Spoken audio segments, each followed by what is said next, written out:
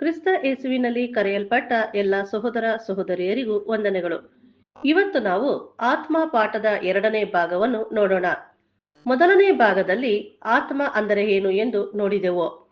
ಆತ್ಮ ಆಗಬೇಕು ಅಂದರೆ ಒಂದು ದೇಹ ಬೇಕು, ಇನ್ನೊಂದು ಜೀವಶ್ವಾಸ ಬೇಕು.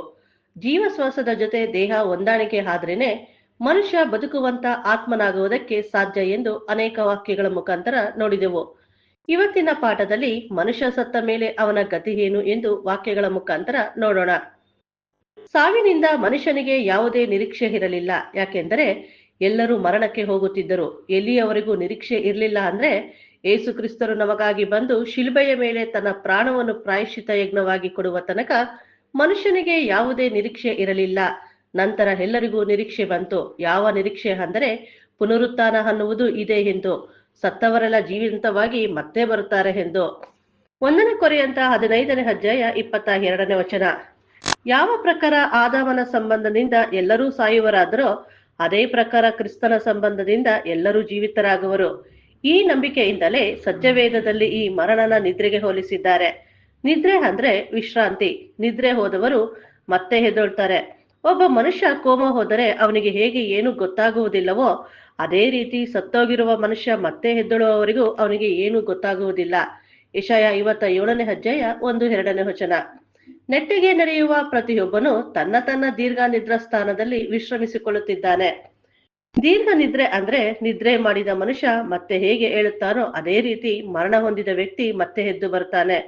ಅಪೊಸ್ತಲ ಕೃತ್ಯಗಳು 7ನೇ ಅಧ್ಯಾಯ 59-60ನೇ ವಚನ. ಅವರು ಸ್ಟೇಫನ್ ಮೇಲೆ ಕಲ್ಲೆಸೆಯುತ್ತಾ ಇರಲು ಅವನು ಕರ್ತನ ಹೆಸರನ್ನು ಹೇಳಿ, ಸ್ವಾಮಿ, ನನ್ನ ಆತ್ಮವನ್ನು ಸೇರಿಸಿಕೊ ಎಂದು ಪ್ರಾರ್ಥಿಸಿ ಮೊಣಕಾಲೂರಿ, ಕರ್ತನೆ, ಈ ಪಾಪವನ್ನು ಅವರ ಮೇಲೆ ಹೊರಿಸಬೇಡವೆಂದು ಮಹಾಶಬ್ದದಿಂದ ಕೂಗಿದನು. ಇದನ್ನು ಹೇಳಿ ನಿದ್ರೆ ಹೋದನು. ಇಲ್ಲಿ ಸ್ಟೇಫನ್ ನಿದ್ರೆ ಹೋದನು ಎಂದು ತಿಳಿಸಿದ್ದಾರೆ. ಯಾಕೆ ನಿದ್ರೆಗೆ ಹೋಲಿಸಿದ್ದಾರೆ ಅಂದ್ರೆ ನಿದ್ರೆ ಹೋದ ಜನರು ಮತ್ತೆ ಎದ್ದೇಳ್ತಾರೆ, ಅದಕ್ಕೆ ನಿದ್ರೆಗೆ ಹೋಲಿಸಿದ್ದಾರೆ. ಸತ್ತೋಗಿರುವ ಎಲ್ಲಾ ಪಿತೃಗಳು ಎಲ್ಲಿ ಹೋಗಿದ್ದಾರೆ ಅಂದ್ರೆ ಅವರು ಕೂಡ ದೀರ್ಘ ನಿದ್ರಾ ವ್ಯವಸ್ಥೆಯಲ್ಲಿ ನಿದ್ರೆ ಮಾಡುತ್ತಿದ್ದಾರೆ. ಅಪೊಸ್ತಲ ಕೃತ್ಯಗಳು 13ನೇ ಅಧ್ಯಾಯ 36ನೇ ವಚನ. ದಾವೀದನಾದರೂ ತನ್ನ ಸಕಲದವರಿಗೆ ಸೇವೆ ಮಾಡಿದ ನಂತರ ದೈವ ಸಂಕಲ್ಪದಿಂದ ನಿದ್ರೆ ಹೋಗಿ ತನ್ನ ಪಿತೃಗಳ ಬಳಿಯಲ್ಲಿ ಇಡಲ್ಪಟ್ಟರು. ಈ ವಚನದಲ್ಲಿ ದಾವೀದನು ಕೂಡ ನಿದ್ರೆ ಹೋದನು ಎಂದು ಬಹು ಸ್ಪಷ್ಟವಾಗಿ ತಿಳಿಸಿದ್ದಾರೆ. ಹಾಗಾದ್ರೆ ಹಳೆ ಕಾಲದ ಪಿತೃಗಳು ಎಲ್ಲೂ ಹೋಗಿಲ್ಲ, ಎಲ್ಲರೂ ನಿದ್ರೆ ಮಾಡ್ತಾ ಇದ್ದಾರೆ. ಇದನ್ನೇ ಯೇಸು ಕ್ರಿಸ್ತರು ಲಾಜರ್ ಸತ್ತು ಹೋಗಿದ್ದಾಗ ಹೇಳಿದ್ದು. ಯೋಹಾನ 11ನೇ ಅಧ್ಯಾಯ 11-13ನೇ ವಚನ. ನಮ್ಮ ಮಿತ್ರನಾದ ಲಾಜರನು ನಿದ್ರೆ ಮಾಡುತ್ತಾನೆ, ನಾನು ಅವನನ್ನು ನಿದ್ರೆಯಿಂದ ಎಬ್ಬಿಸುವುದಕ್ಕಾಗಿ ಹೋಗುತ್ತೇನೆ ಎಂದು ಹೇಳಿದರು. ಅದಕ್ಕೆ ಶಿಷ್ಯರು, ಸ್ವಾಮಿ, ಅವನು ನಿದ್ರೆ ಮಾಡುತ್ತಿದ್ದರೆ ಸ್ವಸ್ಥನಾಗುವನು ಅಂದರು. ಯೇಸು ಅವನ ಮರಣವನ್ನು ಸೂಚಿಸಿ ಅದನ್ನು ಹೇಳಿದನು. ಯಾವುದೇ ಒಬ್ಬ ಮನುಷ್ಯ ಸತ್ತು ಹೋಗಿದ್ದರೂ ಅದು ಶಾಶ್ವತ ಅಲ್ಲ, ಅವನು ಮತ್ತೆ ಎದ್ದು ಬರುತ್ತಾನೆ. ಅದಕ್ಕೆ ಯೇಸು ಕ್ರಿಸ್ತರು ಸತ್ತು ಹೋಗಿದ್ದ ಲಾಜರ್ನ 3 ದಿನದ ನಂತರ ಎಬ್ಬಿಸುತ್ತಾರೆ. ನಿದ್ರೆಯಲ್ಲಿದ್ದ ಮನುಷ್ಯನನ್ನು ಮಾತ್ರ ಎಬ್ಬಿಸುವುದಕ್ಕೆ ಸಾಧ್ಯ. ಈ ನಂಬಿಕೆಯಿಂದಾನೇ ಯೇಸು ಕ್ರಿಸ್ತರು ನಿದ್ರೆಗೆ ಹೋಲಿಸಿದ್ದಾರೆ. ಈ ಮರಣದಿಂದ ಮೊದಲು ಎದ್ದು ಬಂದಿದ್ದು ಪುನರುತ್ಥಾನದಲ್ಲಿ ಯೇಸು ಕ್ರಿಸ್ತರು. ಕೊಲೆಸದವರಿಗೆ 1ನೇ ಅಧ್ಯಾಯ 18ನೇ ವಚನ. ಸಭೆ ಎಂಬ ದೇಹಕ್ಕೆ ಆತನು ಶಿರಸ್ಸು. ಆತನು ಆದಿಸಂಭೂತನು, ಎಲ್ಲದರಲ್ಲಿ ಪ್ರಮುಖನಾಗುವಂತೆ ಸತ್ತವರೊಳಗಿಂದ ಮೊದಲು ಎದ್ದು ಬಂದವರು ನಮ್ಮ ರಕ್ಷಕರಾಗಿರುವ ಯೇಸು ಕ್ರಿಸ್ತರು. ಅದಕ್ಕಿಂತ ಮುಂಚೆ ಯಾರು ಎದ್ದು ಬಂದಿಲ್ಲ. ಮಿಕ್ಕಿದ ಜನರು ಯಾವಾಗ ಎದ್ದು ಬರುತ್ತಾರೆ ಅಂದ್ರೆ ಯೇಸು ಕ್ರಿಸ್ತರ 2ನೇ ಬರುವಿಕೆಯಲ್ಲಿ ಎದ್ದು ಬರುತ್ತಾರೆ. 1ನೇ ಥೆಸಲೋನಿಕ 4ನೇ ಅಧ್ಯಾಯ 16ನೇ ವಚನ. ಪ್ರಧಾನ ದೂತನ ಶಬ್ದದೊಡನೆಯೂ ದೇವರ ತುತ್ತೂರಿ ಧ್ವನಿಯೊಡನೆಯೂ ಆಕಾಶದಿಂದ ಇಳಿದು ಬರುವುದನ್ನು ಆಗ ಕ್ರಿಸ್ತನಲ್ಲಿರುವ ಸತ್ತವರು ಮೊದಲು ಎದ್ದು ಬರುವರು. ಅದಕ್ಕಿಂತ ಮುಂಚೆ ಯಾರು ಎದ್ದು ಬರುವುದಿಲ್ಲ. ಯೇಸು ಕ್ರಿಸ್ತರು ಯೋಹಾನ 14ನೇ ಅಧ್ಯಾಯ 3ನೇ ವಚನದಲ್ಲಿ ಹೇಳುತ್ತಾರೆ, ನಾನು ಹೋಗಿ ನಿಮಗೆ ಸ್ಥಳವನ್ನು ಸಿದ್ಧ ಮಾಡಿದ ಮೇಲೆ ತಿರುಗಿ ಬಂದು ನಿಮ್ಮನ್ನು ಕರೆದುಕೊಂಡು ಹೋಗುತ್ತೇನೆ ಎಂದು ಹೇಳಿದರು. ಯಾಕೆ ಯೇಸು ಕ್ರಿಸ್ತರು ಬಂದು ಕರೆದುಕೊಂಡು ಹೋಗಬೇಕು? ಮನುಷ್ಯ ಸತ್ತಿದ ತಕ್ಷಣ ಸೀದಾ ದೇವರ ಸನ್ನಿಧಾನಕ್ಕೆ ಹೋಗುತ್ತಾನೆ ಅಂತಾರಲ್ಲ, ಮತ್ತೆ ಯಾಕೆ ಈ ರೀತಿ ಹೇಳಿದರು? ಯಾಕೆ ಈ ರೀತಿ ಹೇಳಿದರು ಅಂದ್ರೆ ಮನುಷ್ಯ ಸತ್ತ ಮೇಲೆ ಅಲ್ಲಿ ಇಲ್ಲಿ ಎಲ್ಲೂ ಹೋಗಲ್ಲ, ಸಮಾಧಿಯಲ್ಲಿ ನಿದ್ರೆ ಮಾಡುತ್ತಾನೆ. ಅದಕ್ಕೆ ಯೇಸು ಕ್ರಿಸ್ತರು 2ನೇ ಬರುವಿಕೆಯಲ್ಲಿ ಬಂದಾಗ ಎಲ್ಲರನ್ನು ಎಬ್ಬಿಸುತ್ತಾರೆ. ಮೋಸೆ ಪೊದೆಯಲ್ಲಿ ದೇವದೂತರು ಕಾಣಿಸಿಕೊಂಡರು. ಅಬ್ರಹಾಮನ ದೇವರು, ಇಸಾಕನ ದೇವರು, ಯಾಕೋಬನ ದೇವರು ಎಂದು ಹೇಳಿದ್ದಾರೆ.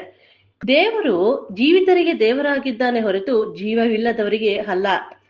ಸತ್ತಿರುವರು ಮತ್ತೆ ಎದ್ದು ಬರುತ್ತಾರೆ ಎಂದು ಮೋಸೆ ತಿಳಿದಿದ್ದರಿಂದ ಅಬ್ರಹಾಮನ ದೇವರೇ, ಇಸಾಕನ ದೇವರೇ, ಯಾಕೋಬನ ದೇವರೇ ಎಂದು ಪ್ರಾರ್ಥನೆ ಮಾಡಿದ್ದು. ಹಾಗಾದರೆ ಪರಲೋಕಕ್ಕೆ ಯಾರು ಹೋಗಿದ್ದಾರೆ ಎಂದು ನೋಡೋಣ. ಯೋಹಾನ 3ನೇ ಅಧ್ಯಾಯ 13ನೇ ವಚನ.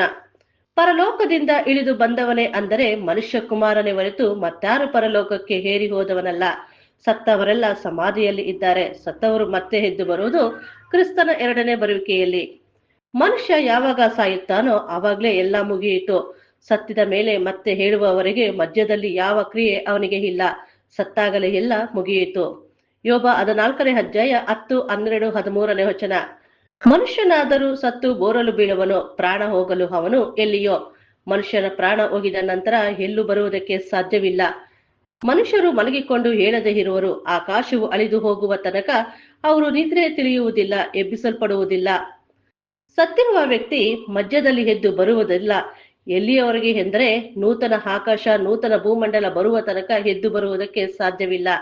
ಅದಕ್ಕೆ ಯೋಬ ದೇವರ ಬಳಿಯಲ್ಲಿ, ದೇವರೇ, ನನಗೆ ಇಷ್ಟೆಲ್ಲ ಶೋಧನೆ ಕೊಡುವುದಾದರೆ ದಯವಿಟ್ಟು ನನ್ನನ್ನು ಸಮಾಧಿಯಲ್ಲಿ ಅಡಗಿಸಿಬಿಡು. ನಾನು ದೀರ್ಘ ನಿದ್ರೆ ಮಾಡುತ್ತೇನೆ. ಕಡೆಯಲ್ಲಿ ನನ್ನನ್ನು ಜ್ಞಾಪಿಸಿಕೊಂಡರೆ ಎಷ್ಟೋ ಒಳ್ಳೆಯದು ಎಂದು ಹೇಳಿದ್ದು. ಮನುಷ್ಯ ಸತ್ತಿ ಮತ್ತೆ ಬರುವುದಕ್ಕೆ ನಿರೀಕ್ಷೆ ಇದೆ. ಅದಕ್ಕೆ ಯೇಸು ಕ್ರಿಸ್ತರು ಹೇಳುವುದು ಯೋಹಾನ 5ನೇ ಅಧ್ಯಾಯ 28, 29ನೇ ವಚನದಲ್ಲಿ, ಅದಕ್ಕೆ ಆಶ್ಚರ್ಯ ಪಡಬೇಡಿರಿ, ಸಮಾಧಿಗಳಲ್ಲಿ ಇರುವರೆಲ್ಲರೂ ಆತನ ಧ್ವನಿಯನ್ನು ಕೇಳಿ ಎದ್ದು ಹೊರಗೆ ಬರುವ ಕಾಲ ಬರುತ್ತದೆ. ಯೇಸು ಕ್ರಿಸ್ತರು 2ನೇ ಬರುವಿಕೆಯಲ್ಲಿ ಬಂದಾಗ ಎಲ್ಲರೂ ಎದ್ದು ಬರುವುದು. ಮನುಷ್ಯ ಸತ್ತಾಗ ಅವನ ಶವವನ್ನು ತೆಗೆದುಕೊಂಡು ಹೋಗುವಾಗ ಆ ಶವದ ಹಿಂದೆ ಕಳ್ಳೆಪುರಿ, ಹೂವ, ಜೀರಿಗೆ, ಎಳ್ಳು ಎಲ್ಲ ಶವದ ಹಿಂದೆ ಬಿಸಾಡ್ತಾರೆ, ಹೋಗುತ್ತಾರೆ. ಯಾಕೆಂದ್ರೆ ಸತ್ತಿರುವ ವ್ಯಕ್ತಿ ದೆವ್ವ ಆಗಿ ಮತ್ತೆ ಎಲ್ಲಿ ಬಂದ್ಬಿಡ್ತಾನೋ ಎಂದು. ಸತ್ತಿರುವ ವ್ಯಕ್ತಿ ದೆವ್ವ ಆಗಿ ಬಂದ್ರೆ ಜೀರಿಗೆ, ಎಳ್ಳು ಆಯ್ದುಕೊಂಡು ಬರುವಷ್ಟರಲ್ಲಿ ಬೆಳಗ್ಗೆ ಆಗೋಗುತ್ತೆ. ಆಗ ಅವರು ಮನೆಗೆ ಬರುವುದಕ್ಕೆ ಆಗೋದಿಲ್ಲ ಎಂದು ಈ ರೀತಿ ಮಾಡುತ್ತಾರೆ. ಇದೆಲ್ಲ ಮೂಢನಂಬಿಕೆ. ಸತ್ಯವೇದ ಏನ್ ಹೇಳುತ್ತದೆ ಎಂದು ನೋಡೋಣ. ಯೋಬ 7ನೇ ಅಧ್ಯಾಯ 9, 10ನೇ ವಚನ. ಮೋಡ ಹರಿದು ಮಾಯವಾಗುವಂತೆ ಪಾತಾಳಕ್ಕೆ ಇಳಿದು ಹೋದವನು ತಿರುಗಿ ಬರುವುದಿಲ್ಲ. ಅವನು ತನ್ನ ಮನೆಗೆ ಪುನಃ ಸೇರುವುದಿಲ್ಲ. ಇನ್ನು ಮೇಲೆ ಅವನ ನಿವಾಸವು ಅವನನ್ನು ತಿಳಿಯುವುದಿಲ್ಲ. ಈ ವಚನದಲ್ಲಿ ಏನ್ ತಿಳಿಸಿದ್ದಾರೆ ಅಂದ್ರೆ, ಮನುಷ್ಯ ಸತ್ತ ಮೇಲೆ ಮತ್ತೆ ಮನೆಗೆ ಬರುವುದಕ್ಕೆ ಸಾಧ್ಯವಿಲ್ಲ ಎಂದು. ಇನ್ನೊಂದು ವಚನವನ್ನು ನೋಡೋಣ. ಕೀರ್ತನೆ 146ನೇ ಅಧ್ಯಾಯ 4ನೇ ವಚನ. ಅವನ ಉಸಿರು ಹೋಗಲು ಮಣ್ಣಿಗೆ ಸೇರುತ್ತಾನೆ. ಅವನ ಸಂಕಲ್ಪಗಳೆಲ್ಲ ಅದೇ ದಿನದಲ್ಲಿ ಹಾಳಾಗುವವು. ಅದೇ ದಿನದಲ್ಲಿ ಅವನ ಸಂಕಲ್ಪಗಳೆಲ್ಲ ಹಾಳಾಗುತ್ತೆ ಅಂತ ಅಂದ್ರೆ ಮತ್ತೆ ಅವನು ಆತ್ಮ ಆಗುವುದಕ್ಕೆ ಹೇಗೆ ಸಾಧ್ಯ?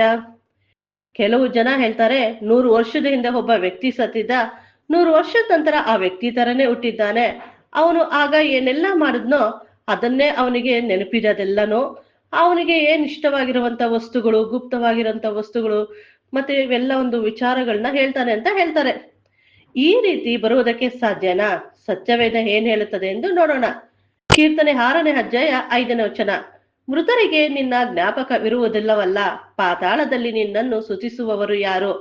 ಅವರಿಗೆ ಜ್ಞಾಪಕನೇ ಇರೋಲ್ಲ ಅಂತ ಅಂದ್ರೆ ಇನ್ನು ಹಿಂದೆ ನಡೆದಿದ್ದೆಲ್ಲ ಹೇಗೆ ನೆನಪಿಗೆ ಇರುವುದಕ್ಕೆ ಸಾಧ್ಯ? ಹಾಗಿರುವಾಗ ಸತ್ತವರಿಗೆ ಪೂಜೆ ಪುರಸ್ಕಾರ ಮಾಡುವುದರಿಂದ ಯಾವುದು ಪ್ರಯೋಜನವಿಲ್ಲ. ಕೀರ್ತನೆ 115ನೇ ಅಧ್ಯಾಯ 17ನೇ ವಚನದಲ್ಲಿ, ಸತ್ತವರು ಯಾಹುವನ್ನು ಸ್ತುತಿಸುವುದಿಲ್ಲ, ಮೌನ ಲೋಕವನ್ನು ಸೇರುವವರಲ್ಲಿ ಯಾರೂ ಆತನನ್ನು ಕೀರ್ತಿಸುವುದಿಲ್ಲ. ಸಮಾಧಿಯಲ್ಲಿ ಇರುವವರಿಗೆ ಯಾವುದು ಗೊತ್ತಾಗುವುದಿಲ್ಲ. ಆಗಿರ್ಬೇಕಾದ್ರೆ ಸತ್ತವರಿಗೆ ಸ್ತುತಿ ಮಾಡುವುದು, ಸತ್ತವರ ಹೆಸರಿನಲ್ಲಿ ಪ್ರತಿಮೆಗಳನ್ನು ನಿರ್ಮಿಸುವುದು, ದೊಡ್ಡ ದೊಡ್ಡ ಕಟ್ಟಡಗಳನ್ನು ನಿರ್ಮಿಸುವುದು, ರಸ್ತೆಗೆ ಸತ್ತವರ ಹೆಸರಿಡುವುದು, ಅವರ ಆತ್ಮಕ್ಕೆ ಶಾಂತಿ ಸಿಗಲಿ ಎಂದು ಅವರ ಹೆಸರಿನಲ್ಲಿ ಮಹಲ್ನ ಕಟ್ತಾರೆ. ಆದ್ರೆ ಸತ್ಯವೇದದಲ್ಲಿ ಏನ್ ಹೇಳ್ತಾರೆ ಅಂತ ಅಂದ್ರೆ, ಕೀರ್ತನೆ 49ನೇ ಅಧ್ಯಾಯ 10ರಿಂದ 14ನೇ ವಚನ. ಸುಜ್ಞಾನಿಗಳು ಸಾಯುವುದನ್ನು ನೋಡುತ್ತೇವಲ್ಲ, ಹಾಗೆಯೇ ಪಶುಗಳಂತಿರುವ ಜ್ಞಾನಹೀನರು ನಾಶವಾಗುತ್ತಾರೆ. ಅವರು ನಂಬಿದ ಆಸ್ತಿಯು ಇತರರ ಪಾಲಾಗುತ್ತದೆ. ಯಾರು ವಿಸ್ತಾರವಾದ ಭೂಸ್ಥಿರಗಳಿಗೆ ತಮ್ಮ ಹೆಸರುಗಳನ್ನು ಕೊಟ್ಟಿದ್ದಾರೋ ಅಂತವರಿಗೂ ಸಮಾಧಿಯೇ ಶಾಶ್ವತ ಮಂದಿರವು, ಅದೇ ಅವರ ನಿತ್ಯ ವಾಸಸ್ಥಾನ. ಮನುಷ್ಯನು ಎಷ್ಟೇ ಘನವಾದ ಪದವಿಯಲ್ಲಿದ್ದರೂ ಸ್ಥಿರವಿಲ್ಲ, ಪಶುಗಳಂತೆಯೇ ಇಲ್ಲವಾಗುತ್ತಾನೆ. ಮೂರ್ಖರಿಗೂ ಅವರ ಮಾತಿನಂತೆ ನಡೆಯುವವರಿಗೂ ಇದೇ ಗತಿ. ಅವರು ಕುರಿಗಳಂತೆ ಪಾತಾಳದಲ್ಲಿ ದಟ್ಟವಾಗಿ ಸೇರಿಸಲ್ಪಡುತ್ತಾರೆ. ಮೃತ್ಯುವೆ ಅವರ ಪಾಲಕರು, ಅವರಿಗೆ ನಿವಾಸವಿಲ್ಲದ ಹಾಗೆ ಪಾತಾಳವು ಅವರ ರೂಪವನ್ನು ನಾಶ ಮಾಡುವುದು. ಮನುಷ್ಯ ಎಷ್ಟೇ ಆಸ್ತಿ ಸಂಪಾದನೆ ಮಾಡಿದರೂ ಸರಿ, ಅವನು ಮಣ್ಣಿಗೆ ಹೋದ ಮೇಲೆ ಇನ್ನು ಇರುವುದಿಲ್ಲ. ಮನುಷ್ಯ ಮಣ್ಣಿನಿಂದ ಮಾಡಲ್ಪಟ್ಟವನು ಮತ್ತೆ ತಿರುಗಿ ಮಣ್ಣಿಗೆ ಹೋಗುತ್ತಾನೆ. ಎಷ್ಟೋ ಜನ ಪ್ರೀತಿ ಮಾಡುತ್ತಾರೆ, ಆದ್ರೆ ಅವರ ಮನೆಗಳಲ್ಲಿ ಮದುವೆ ಮಾಡಿಕೊಳ್ಳುವುದಕ್ಕೆ ಒಪ್ಪೋದಿಲ್ಲ. ಆಗ ಅವರು, ನಾವು ಈ ಜನ್ಮದಲ್ಲಿ ಸೇರುವುದಕ್ಕೆ ಆಗಿಲ್ಲ, ಮುಂದಿನ ಜನ್ಮದಲ್ಲಿ ಆದ್ರೂ ಒಂದಾಗೋಣ ಎಂದು ಇಬ್ಬರು ಆತ್ಮಹತ್ಯೆ ಮಾಡಿಕೊಳ್ತಾರೆ. ಈ ರೀತಿ ಆತ್ಮಹತ್ಯೆ ಮಾಡಿಕೊಂಡ್ರೆ ಅವರು ಮರು ಜನ್ಮದಲ್ಲಿ ಮದುವೆ ಮಾಡಿಕೊಳ್ಬೋದಾ? ಅವರ ಪ್ರೀತಿ ಜೊತೆಯಲ್ಲೇ ಬರುತ್ತಾ? ವಾಕ್ಯ ಏನ್ ಹೇಳುತ್ತದೆ ಎಂದು ನೋಡೋಣ. ಪ್ರಸಂಗಿ 9ನೇ ಅಧ್ಯಾಯ 6ನೇ ವಚನ. ಅವರು ಸತ್ತಾಗಲೇ ಅವರ ಪ್ರೀತಿಯೂ ಅಗೆಯೂ ಹೊಟ್ಟೆ ಕಿಚ್ಚು ಅಳಿದು ಹೋದವು. ಲೋಕದೊಳಗೆ ನಡೆಯುವ ಯಾವ ಕೆಲಸದಲ್ಲಿಯೂ ಅವರಿಗೆ ಇನ್ನೆಂದಿಗೂ ಪಾಲೇ ಇಲ್ಲ. ನಾವು ಅವರ ಮೇಲೆ ಎಷ್ಟೇ ಪ್ರೀತಿ ಇಟ್ಟಿದ್ದರೂ, ಎಷ್ಟೇ ದ್ವೇಷ ಇಟ್ಟಿದ್ದರೂ ಸರಿ, ಅವರು ಸತ್ತಾಗಲೇ ಆ ಪ್ರೀತಿ ದ್ವೇಷ ಕೊನೆಯಾಗುತ್ತದೆ. ಎಷ್ಟೋ ಜನ ಆತ್ಮಹತ್ಯೆ ಮಾಡಿಕೊಳ್ಳುವಾಗ ನನ್ನ ಸಾವಿಗೆ ಅವರೇ ಕಾರಣ ಎಂದು ದ್ವೇಷದಿಂದ ಪತ್ರ ಬರೆದಿಟ್ಟು ಸಾಯ್ತಾರೆ. ಸತ್ತೋಗಿರುವ ವ್ಯಕ್ತಿ ದೆವ್ವ ಆಗಿ ಬಂದು ಮಲಗಿರುವಾಗ ರಾತ್ರಿ ಸಮಯದಲ್ಲಿ ಕತ್ತು ಇಸ್ಕೋತರ ಆಗೋದು, ತೊಂದರೆ ಕೊಡೋದು, ನಾನು ಸತ್ತ ಮೇಲೆ ನಿನ್ನನ್ನು ಸುಮ್ಮನೆ ಬಿಡೋದಿಲ್ಲ, ಸೇಡು ತೀರ್ಸ್ಕೊಂತೀನಿ ಅಂದಿದ್ದ, ಅದಕ್ಕೆ ಈಗ ಬಂದಿದ್ದಾನೆ ಎಂದು ಹೇಳ್ತಾರೆ.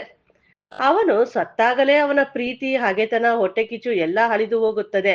ಅವನಿಗೆ ಲೋಕದಲ್ಲೇ ಯಾವ ಕೆಲಸದಲ್ಲೂ ಪಾಲೇ ಇಲ್ಲ ಅಂತ ಅಂದ್ರೆ ಅವನು ಬೇರೆ ಬೇರೆ ರೂಪದಲ್ಲಿ ಬಂದು ಸೇಡು ತೀರಿಸ್ಕೊಳ್ಳುವುದಕ್ಕೆ ಸಾಧ್ಯನೇ ಇಲ್ಲ. ಪ್ರಸಂಗಿ 9ನೇ ಅಧ್ಯಾಯ 4-5ನೇ ವಚನದಲ್ಲಿ ಹೇಳುತ್ತಾರೆ, ಜೀವದಿಂದ ಇರುವವರಿಗೆ ನಿರೀಕ್ಷೆ ಇದೆ, ಸತ್ತವರಿಗೆ ಏನೂ ಇಲ್ಲ. ಸತ್ತ ಸಿಂಹಕ್ಕಿಂತ ಜೀವಂತವಾಗಿರುವ ನಾಯಿ ಲೇಸು. ಅವನು ಸತ್ತಾಗಲೇ ಎಲ್ಲ ಹೋಯಿತು. ಅವನಿಗೆ ಭೂಮಿ ಮೇಲೆ ಯಾವ ಕೆಲಸದಲ್ಲೂ ಅವನಿಗೆ ಪ್ರತಿಫಲ ಇಲ್ಲ. ಜ್ಞಾಪಕನೇ ಇಲ್ಲ ಅಂತ ಅಂದ್ರೆ ಅವನು ಮನೆಗೆ ಹೋಗಿ ಸೇಡ್ ತೀರಿಸ್ಕೊಳ್ಳುವುದಕ್ಕೆ ಹೇಗೆ ಸಾಧ್ಯ? ಅದಕ್ಕೆ ಸೊಲೊಮನ್ ಹೇಳ್ತಾರೆ, ಪ್ರಸಂಗಿ 9ನೇ ಅಧ್ಯಾಯ 10ನೇ ವಚನದಲ್ಲಿ, ನಿನ್ನ ಕೈಗೆ ಸಿಕ್ಕಿದ ಕೆಲಸವನ್ನೆಲ್ಲ ನಿನ್ನ ಪೂರ್ಣ ಶಕ್ತಿಯಿಂದ ಮಾಡು. ನೀನು ಸೇರಬೇಕಾದ ಪಾತಾಳದಲ್ಲಿ ಯಾವ ಕೆಲಸವೂ, ಯುಕ್ತಿಯೂ, ತಿಳಿವಳಿಕೆಯೂ, ಜ್ಞಾನವೂ ಇರುವುದಿಲ್ಲ. ಸಮಾಧಿಗೆ ಹೋದ ಮೇಲೆ ಏನೂ ಮಾಡುವುದಕ್ಕೂ ಸಾಧ್ಯವಿಲ್ಲ. ಮನುಷ್ಯ ಸತ್ತಿದ ತಕ್ಷಣ ಅವನ ಆತ್ಮ ಅಲ್ಲೋ ಇಲ್ಲೋ ಹೋಗುವುದಾದ್ರೆ ಯೇಸುಕ್ರಿಸ್ತರು ಮರಣದಿಂದ 3 ಜನರನ್ನು ಎಬ್ಬಿಸುತ್ತಾರೆ. ಅದು ಯಾರು ಅಂದ್ರೆ ಲಾಜರ್ನ, ಯಾಯಿರನ ಮಗಳನ್ನ ಮತ್ತೆ ಬಡ ವಿಧವೆಯ ಮಗನ್ನ. ಲಾಜರ್ ಯೇಸುಕ್ರಿಸ್ತರ ಸ್ನೇಹಿತ. ಎಲ್ಲರೂ ಅಂದುಕೊಳ್ಳುವ ರೀತಿಯಲ್ಲಿ ಲಾಜರ್ ಆತ್ಮ ಸ್ವರ್ಗಕ್ಕೆ ಹೋಗಬೇಕು ತಾನೆ. ಯೇಸುಕ್ರಿಸ್ತರು ಲಾಜರ್ ಸತ್ತಿ 3 ದಿನದ ನಂತರ ಲಾಜರ್ನ ಎಬ್ಬಿಸ್ತಾರೆ. ಲಾಜರ್ ಏನಾದ್ರೂ ಯೇಸುಕ್ರಿಸ್ತರ್ನ, ಸ್ವಾಮಿ ನನ್ನನ್ನು ಯಾಕೆ ಭೂಲೋಕಕ್ಕೆ ಕರ್ಸಿದ್ರಿ, ನಾನ್ ಪರಲೋಕದಲ್ಲಿ ಚೆನ್ನಾಗಿದೆ ಎಂದು ಹೇಳಿದ್ರಾ? ಮಾರ್ತಾಳು ಮರಿಯಾಳು ಅಳುವಾಗ ಯೇಸುಕ್ರಿಸ್ತರು ಕೂಡ ಅವ್ರ ಜೊತೆಯಲ್ಲಿ ಕಣ್ಣೀರಿಡ್ತಾರೆ. ಯಾಕೆ ಕಣ್ಣೀರು ಇಟ್ಟರು? ಯೇಸುಕ್ರಿಸ್ತರು ಹೇಳ್ತಾರೆ, ನಾನೇ ಜೀವವು, ನಾನೇ ಪುನರುತ್ಥಾನವು ಎಂದು ಹೇಳ್ತಾರಲ್ಲ.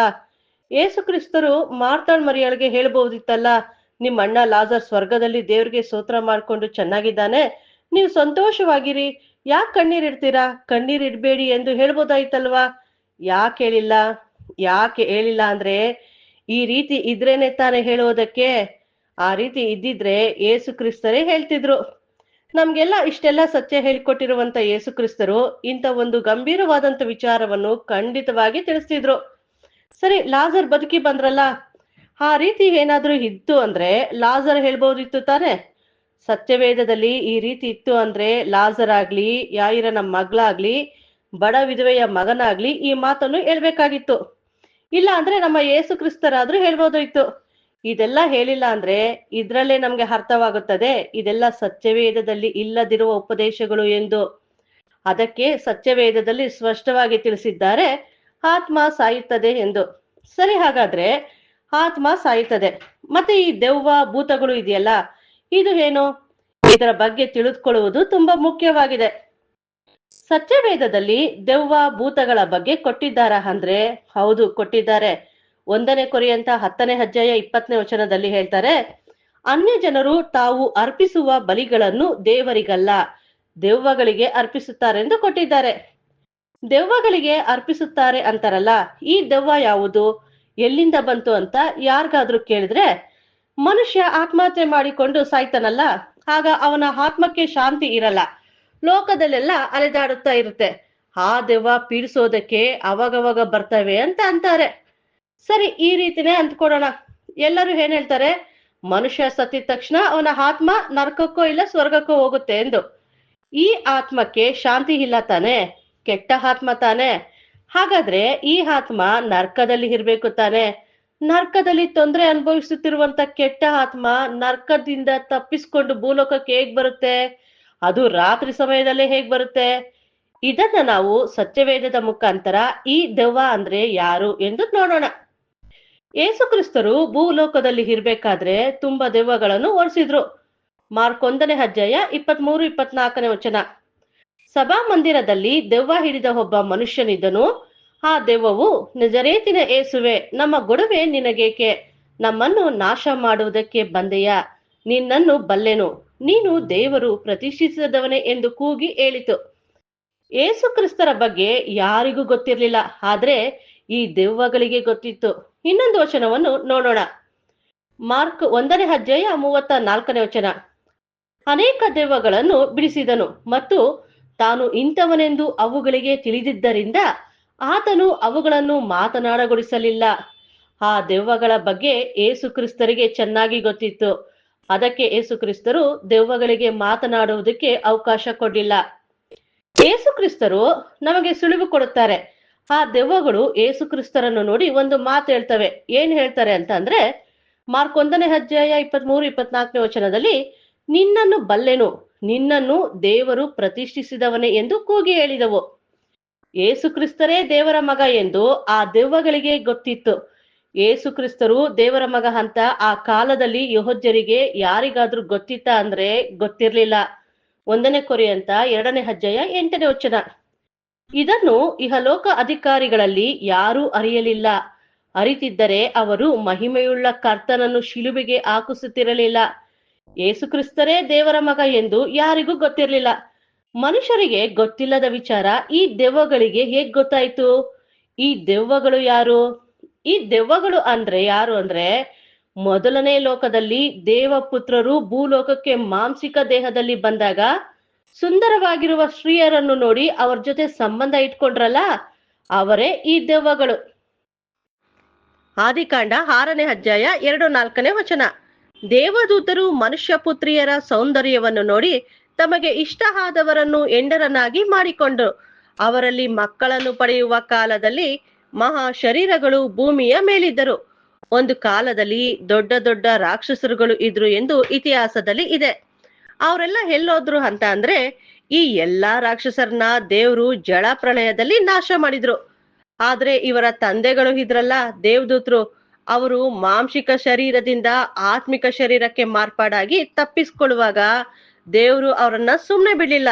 ಅವರನ್ನ ಏನ್ ಮಾಡಿದ್ರು ಅಂದ್ರೆ, 2 ಪೇತ್ರ 2 ವಚನದಲ್ಲಿ, ದೇವದೂತರು ಪಾಪ ಮಾಡಿದಾಗ ದೇವರು ಅವರನ್ನು ಸುಮ್ಮನೆ ಬಿಡದೆ ನರಕಕ್ಕೆ ದೊಬ್ಬಿ ನ್ಯಾಯ ತೀರ್ಪನ್ನು ಹೊಂದುವುದಕ್ಕೆ ಇಡಲ್ಪಟ್ಟವರಾಗಿರಬೇಕೆಂದು ಕತ್ತಲೆ ಗುಂಡಿಗೆ ಒಪ್ಪಿಸಿದರು.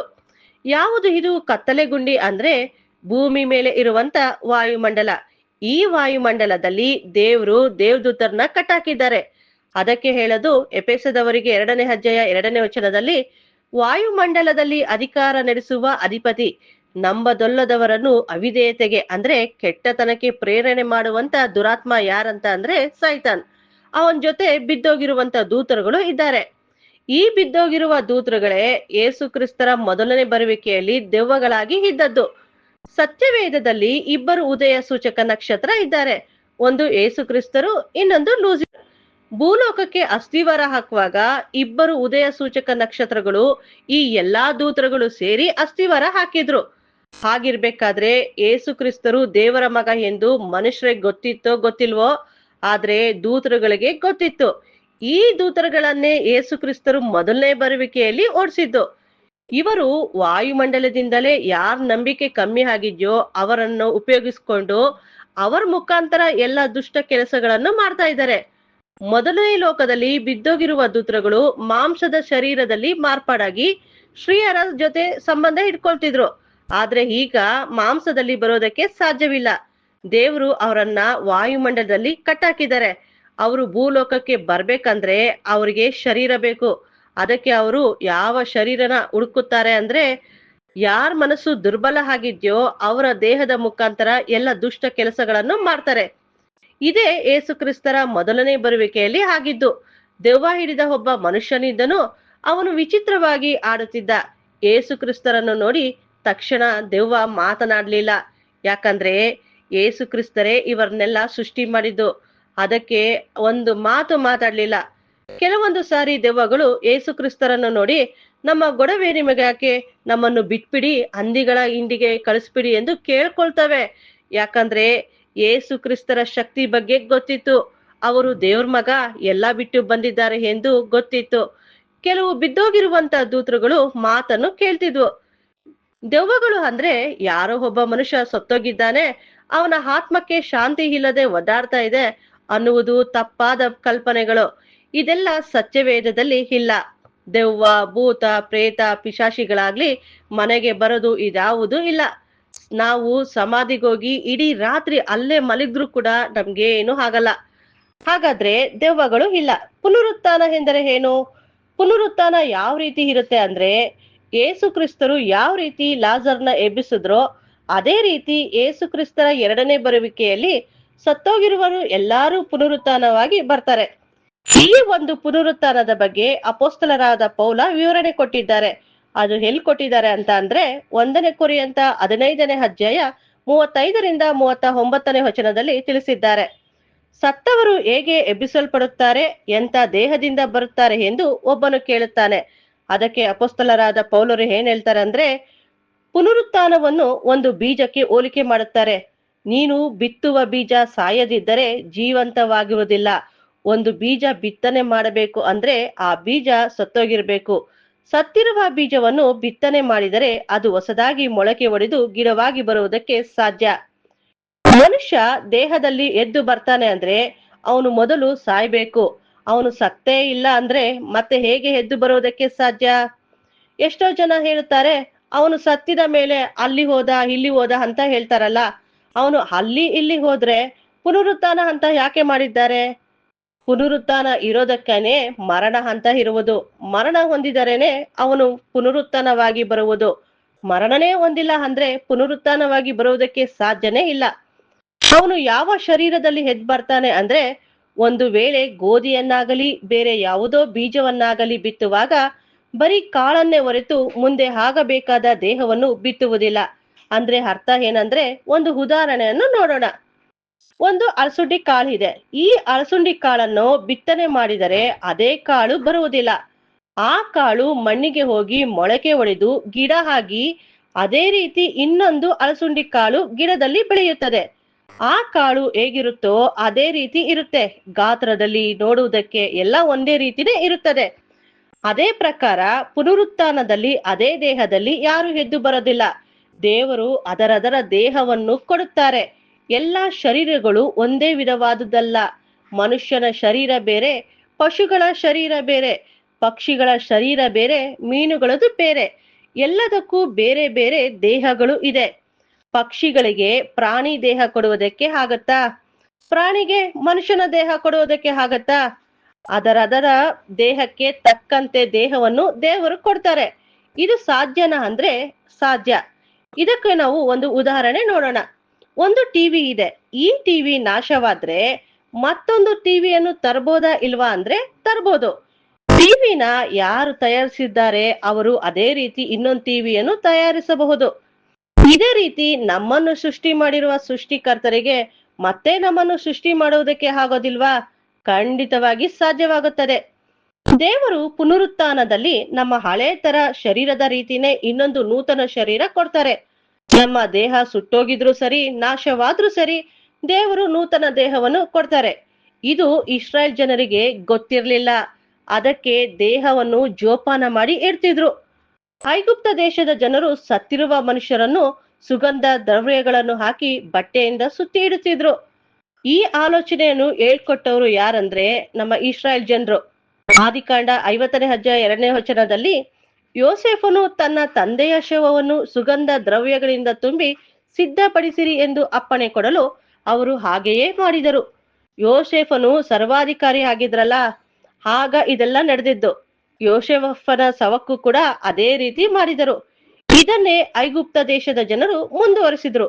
ದೇಹ ನಾಶವಾದರೂ ಸರಿ, ಯೇಸು ಕ್ರಿಸ್ತರು ತನ್ನ ಪ್ರಾಣವನ್ನು ವಿಮೋಚನೆ ಕ್ರಯವಾಗಿ ನಮಗೆ ಕೊಟ್ಟಿರುವುದರಿಂದ ಮರಣದಿಂದ ಮತ್ತೆ ಬರುವುದಕ್ಕೆ ರಕ್ಷಣೆ ಇದೆ. ಇದನ್ನೇ ಯೇಸು ಕ್ರಿಸ್ತರು ಹೇಳುವುದು ಮತ್ತಾಯ 10ನೇ ಅಧ್ಯಾಯ 28ನೇ ವಚನದಲ್ಲಿ. ದೇಹವನ್ನು ಕೊಂದು ಆತ್ಮವನ್ನು ಕೊಲ್ಲಲಾರದವರಿಗೆ ಹೆದರಬೇಡಿರಿ. ಆತ್ಮ ದೇಹ ಎರಡನ್ನು ಕೂಡ ನರಕದಲ್ಲಿ ಹಾಕಿ ನಾಶ ಮಾಡಬಲ್ಲಾತನಿಗೆ ಹೆದರಿರಿ. ಸೈತಾನ್ ಬರೀ ದೇಹವನ್ನು ನಾಶ ಮಾಡಬಹುದು, ಆದ್ರೆ ನಾವು ಯೇಸು ಕ್ರಿಸ್ತರ ರಾಜ್ಯದಲ್ಲಿ ಮತ್ತೆ ಬಾರದೆ ರೀತಿ ತಡೆಯುವುದಕ್ಕೆ ಸಾಧ್ಯವಿಲ್ಲ. ದೇವರು ನಮ್ಮನ್ನು ಎಬ್ಬಿಸುತ್ತಾರೆ. ಅಪೊಸ್ತಲರಾದ ಪೌಲರು 1 ಕೊರಿಂಥ 15ನೇ ಅಧ್ಯಾಯ 12ರಿಂದ 19ನೇ ವಚನದಲ್ಲಿ ಹೇಳುತ್ತಾರೆ, ಕ್ರಿಸ್ತನು ಸತ್ತವರೊಳಗೆ ಎಬ್ಬಿಸಲ್ಪಟ್ಟವರೇ ಸಾರುತ್ತಿದ್ದೀವಿ ತಾನೆ. ಸತ್ತವರು ಸತ್ತೇ ಇಲ್ಲ ಅಂತ ಅಂದ್ರೆ, ಏಸು ಕ್ರಿಸ್ತರು ಎದ್ದು ಬಂದೇ ಇಲ್ಲ ಅಂತ ಅಂದ್ರೆ, ನಾವು ಇಷ್ಟೆಲ್ಲ ನಂಬಿಕೆ ಇಟ್ಟು ಪ್ರಸಂಗ ಮಾಡಿ ಏನು ಪ್ರಯೋಜನ ಇಲ್ಲ. ನಾವು ಹೇಳುವಂತವರು ಎಲ್ಲರಿಗಿಂತ ಮೋಸ ಹೋದವರು, ಸುಳ್ಳುಗಾರರು ಎಂದು ಹೇಳುತ್ತಾರೆ. ಏಸು ಕ್ರಿಸ್ತರಿಗೆ ಪುನರುತ್ಥಾನ ಆಗಿಲ್ಲ ಅಂತ ಅಂದ್ರೆ ರಕ್ಷಣೆ ಹೊಂದಿಲ್ಲ ಎಂದು ಅರ್ಥ. ನಮಗೆ ಈ ಜೀವನದ ಮೇಲೆ ನಂಬಿಕೆ ಇದೆ, ಸತ್ತ ಮೇಲೆ ನಮಗೆ ನಂಬಿಕೆ ಇಲ್ಲ ಎಂದು ಹೇಳುವುದಾದ್ರೆ ಕ್ರಿಸ್ತರ ಬಗ್ಗೆ ಸಾರುವುದು ಎಲ್ಲ ವ್ಯರ್ಥವಾಗುತ್ತದೆ. ಎಲ್ಲರಿಗೂ ರಕ್ಷಣೆ ಇದೆ.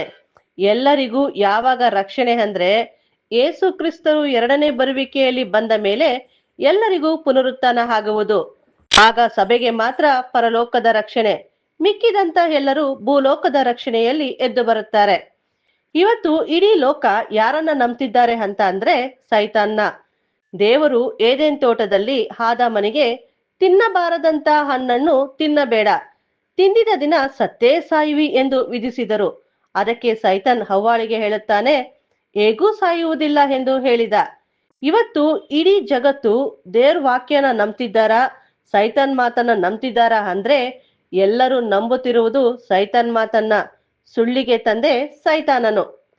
ಆತ್ಮ ಸಾಯುವುದಿಲ್ಲ ಎಂದು ಯೆಹೂದ್ಯರು ನಂಬುವುದಿಲ್ಲ. ಈ ತತ್ವ ಯಾವಾಗ ಬಂತು ಅಂದ್ರೆ, ದೇವರ ವಾಕ್ಯ ಯೆಹೂದ್ಯರನ್ನು ಬಿಟ್ಟು ಅನ್ಯ ಜನಾಂಗದವರಿಗೆ ಬಂತಲ್ಲ ಆಗ. ಗ್ರೀಕ್ ದೇಶದಲ್ಲಿ ಪ್ಲೋಟೋ ಎಂಬ ಒಬ್ಬ ಫಿಲಾಸಫರ್ ಇದ್ದ. ಅವನೇ ಆತ್ಮ ಸಾಯುವುದಿಲ್ಲ ಎಂಬುವ ತತ್ವವನ್ನು ಮೊದಲು ತಂದಿದ್ದು. ಅಲ್ಲಿಯವರೆಗೂ ಯಾರಿಗೂ ಆತ್ಮದ ಬಗ್ಗೆ ಪರಿಕಲ್ಪನೆ ಇರಲಿಲ್ಲ. ಇದನ್ನ ಅಪೊಸ್ತಲರಾದ ಪೌಲರು ಗ್ರೀಕ್ ಪಟ್ಟಣದಲ್ಲಿ ಉಪದೇಶ ಮಾಡಿದರು. ಅಪೊಸ್ತಲ ಕೃತ್ಯಗಳು 17ನೇ ಅಧ್ಯಾಯ 6 ಮತ್ತು 37ನೇ ವಚನ. ಲೋಕವನ್ನು ಅಲ್ಲಕಲ್ಲೋಲ ಮಾಡಿದ ಆ ಮನುಷ್ಯರು ಇಲ್ಲಿಗೂ ಬಂದಿದ್ದಾರೆ ಎಂದು ಹೇಳುತ್ತಾರೆ. ಇವರೆಲ್ಲ ಯಾವುದನ್ನು ನಂಬಿಕೊಂಡಿದ್ದರು ಅಂದ್ರೆ, ಆತ್ಮ ಸಾಯುವುದಿಲ್ಲ, ಮನುಷ್ಯ ಸತ್ತರೆ ಅಲ್ಲಿ ಹೋಗುತ್ತಾನೆ ಇಲ್ಲಿ ಹೋಗುತ್ತಾನೆ ಎಂದು ನಂಬುತ್ತಿದ್ದರು. ಅದಕ್ಕೆ ಅಪೊಸ್ತಲರಾದ ಪೌಲರು ಪುನರುತ್ಥಾನ ಇದೆ ಎಂದು ಹೇಳುತ್ತಾರೆ. ಈ ಮಾತು ಅವರಿಗೆ ಹೇಗಿತ್ತು ಅಂದ್ರೆ, ಇಡೀ ಲೋಕವನ್ನೇ ಹಲ್ಲಕೊಲ್ಲಲ ಮಾಡಿದ ಹಾಗಿತ್ತು. ಸತ್ತವರು ಎದ್ದು ಬರುವ ವಿಷಯವನ್ನು ಕೇಳಿದಾಗ ಕೆಲವರು ಅಪಹಾಸ್ಯ ಮಾಡಿದರು. ಬೇರೆ ಕೆಲವರು, ನೀವು ಈ ವಿಷಯದಲ್ಲಿ ಹೇಳುವುದನ್ನು ನಾವು ಇನ್ನೊಂದು ಸಾರಿ ಕೇಳುತ್ತೇವೆ ಅಂದರು. ಕೆಲವು ಜನರು ಕೇಳುತ್ತಾರೆ, ಕೆಲವರು ಕೇಳುವುದಿಲ್ಲ. ಯಾಕಂದ್ರೆ ಸೈತಾನ್ ಫಿಲಾಸಫರ್ ಪ್ಲೋಟೋ ಮೂಲಕ ಸುಳ್ಳನ್ನು ಎಲ್ಲಾ ಕಡೆ ಪ್ರಚಾರ ಮಾಡಿಸಿದ. ಸುಳ್ಳಿಗೆ ತಂದೆ ಸೈತಾನ್, ಅವನು ಸುಳ್ಳುಗಾರನು, ಸುಳ್ಳಿಗೆ ಮೂಲ ಪುರುಷನು, ಅವನಲ್ಲಿ ಸತ್ಯವೂ ಇಲ್ಲವೇ ಇಲ್ಲ. ಹೇಗೂ ಸಾಯುವುದಿಲ್ಲ ಎಂದು ಹೇಳಿದ್ನಲ್ಲ, ಅದನ್ನ ನಿಜ ಮಾಡಿ ತೋರಿಸ್ಬೇಕಲ್ಲ. ಅದಕ್ಕೆ ಏನ್ ಮಾಡ್ತಾನಂದ್ರೆ, ದೆವ್ವಗಳ ತರ, ಭೂತಗಳ ತರ, ಸತ್ತಿರುವರು ಎದ್ದು ಬರುವ ತರ ತೋರಿಸಿ ಜನಗಳನ್ನು ನಂಬಿಸ್ತಾನೆ. ಸತ್ತವರು ಸತ್ತಿಲ್ಲ, ಸತ್ತವರು ಅಲ್ಲಿದ್ದಾರೆ ಇಲ್ಲಿದ್ದಾರೆ ಎಂದು ನಂಬುವಂತೆ ಸೈತಾನ್ ಮಾಡುತ್ತಾನೆ. ಸತ್ಯವೇದದಲ್ಲಿ ಸ್ಪಷ್ಟವಾಗಿ ತಿಳಿಸಿದ್ದಾರೆ, ಆತ್ಮ ಸಾಯುತ್ತದೆ ಎಂದು. ಇದು ಆತ್ಮ ಪಾಠದ 2ನೇ ಭಾಗ. ಈಗ ನಮಗೆ ಒಂದು ಪ್ರಶ್ನೆ ಹುಟ್ಟುತ್ತದೆ. ಆತ್ಮ ಸಾಯುತ್ತದೆ ಅಂದ್ರೆ ಸತ್ಯವೇದದಲ್ಲಿ ಅನೇಕ ಸನ್ನಿವೇಶಗಳು ಆತ್ಮ ಸಾಯದ ರೀತಿಯಲ್ಲಿ ಕೂಡ ಇದೆ. ಅದಕ್ಕೆಲ್ಲ ಏನು ಉತ್ತರ? ಇದಕ್ಕೆಲ್ಲ ಉತ್ತರವನ್ನು ಸತ್ಯವೇದದ ಮುಖಾಂತರ 3ನೇ ಭಾಗದಲ್ಲಿ ತಿಳಿದುಕೊಳ್ಳೋಣ. ಈ ರೀತಿಯಾದಂತ ಮತ್ತಷ್ಟು ಆಳವಾದ ಉಚಿತ ಸತ್ಯವೇದ ಅಧ್ಯಯನಕ್ಕಾಗಿ ಈ ಚಾನೆಲ್ ಅನ್ನು ಸಬ್ಸ್ಕ್ರೈಬ್ ಮಾಡಿ ಮತ್ತು ಸಹೋದರ ರಾಜು ಅವರನ್ನು ಸಂಪರ್ಕಿಸಿ. ದೂರವಾಣಿ ಸಂಖ್ಯೆ 8867768876. ದೇವರು ಈ ವಾಕ್ಯವನ್ನು ಆಶೀರ್ವದಿಸಲಿ.